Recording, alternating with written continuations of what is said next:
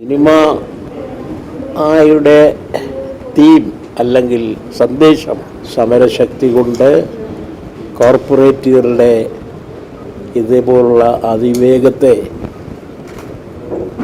തടയാൻ കഴിയും എന്ന് അവർ സ്വന്തം ശക്തി അണിനിരത്തി തെളിയിച്ചിരിക്കുകയാണ്. അത് ലോകത്തിൻ്റെ ഒരു പാഠമാണ്. ആ നിലയിലാണ് ഇതിൽ സഹകരിക്കാമെന്ന് ഞാൻ കരുതി.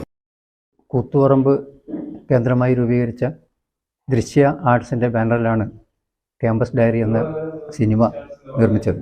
ഒരു 10-20 ആളുടെ കൂട്ടായ്മയിൽ നിർമ്മിച്ച ഒരു സിനിമയാണിത്. ആ സിനിമ നമ്മുടെ അക്കാലത്തെ വരൾച്ചയും അതൊക്കെ നിലനിൽക്കുന്ന ഒരു കാലഘട്ടത്തിലാണ് ആ സിനിമയുടെ നിർമ്മാണം.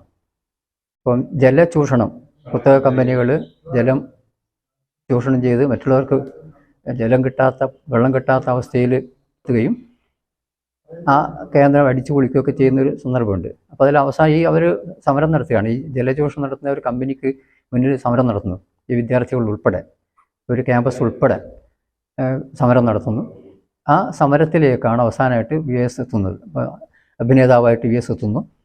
VS ഈ സമരക്കാർക്കൊപ്പം നിന്ന് വളരെ ശക്തമായി ഇതിനെ സമരത്തെ അനുകൂലിച്ച് ഈ ജലചൂഷണത്തെ എതിർത്തുകൊണ്ട് സംസാരിക്കുന്നു. അപ്പോൾ ഒടുവിൽ ഈ ഒരു സമരം വിജയിച്ചതായിട്ടാണ് ഈ സിനിമയിൽ അവസാനം ഉള്ളത്. ആ സിനിമയിൽ നമ്മുടെ പ്രിയങ്കരനായിട്ടുള്ള സമരവീര നായകൻ VS അഭിനയിക്കുകയുണ്ടായി. അഭിനയിക്കുകയുണ്ടായത് എന്നാൽ ഈ സിനിമയുടെ ഇതിവൃത്തം ആ നിലയിലുള്ള ഒരു സിനിമയാണ്. അത് ഒരു നാട്ടിലെ ജനങ്ങളെ മുഴുവനും വെള്ളം കിട്ടാതെ ബുദ്ധിമുട്ടിക്കുന്ന രീതിയിലുള്ള ഒരു സിനിമയാണിത്. അതിൽ ജലചൂഷണം എന്നാണ്. അതിലൊരു കമ്പനി ജലചൂഷണം നടത്തുന്നതിൻ്റെ ഭാഗമായിട്ടാണ് ആ നാട്ടിലെ ജനങ്ങൾക്ക് വെള്ളം കിട്ടാത്തത്. അപ്പോൾ ആ നാട്ടിലെ ജനങ്ങളും ആ നാട്ടിലെ കോളേജിലെ കുട്ടികളൊക്കെ ചേർന്നുകൊണ്ട് ഒരു വലിയ സമരം സംഘടിപ്പിക്കുകയുണ്ടായി. സമരം 14 ദിവസം പിന്നിട്ടിട്ടും സമരം വിജയിക്കുന്നില്ല. അപ്പോൾ ഈ അവസരത്തിലാണ് VS ഈ വാർത്ത അറിയുകയും മാധ്യമങ്ങളിലൂടെ ഈ വാർത്ത അറിയുകയും ആ സമരപന്തലിലേക്ക് VS എത്തിച്ചേരുകയും ചെയ്തത്. VS എത്തിച്ചേരുന്നതിന് ശേഷമാണ് ആ സമരത്തിൻ്റെ ഗതി തന്നെ മാറിപ്പോയത്.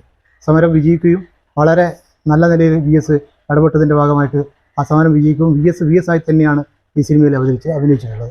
അങ്ങനെ ആ സമരം വിജയിക്കുകയും ആണ് ഇതിൻ്റെ കഥയുടെ പരിസമാപ്തി അങ്ങനെയാണ് കഴിയുന്നത്. വളരെ നല്ല ഒരു നിലയിൽ തന്നെ സിനിമ വിജയിച്ചിട്ടുണ്ട്. സാമ്പത്തികമായി നമ്മളെ നോട്ട് നിരോധനവുമായി ബന്ധപ്പെട്ട സമയത്തായതുകൊണ്ട് തന്നെ തീർച്ചയായിട്ടും സാമ്പത്തികമായി നമുക്ക് ആ സിനിമ വിജയിപ്പിക്കാൻ സാധിച്ചിട്ടില്ല.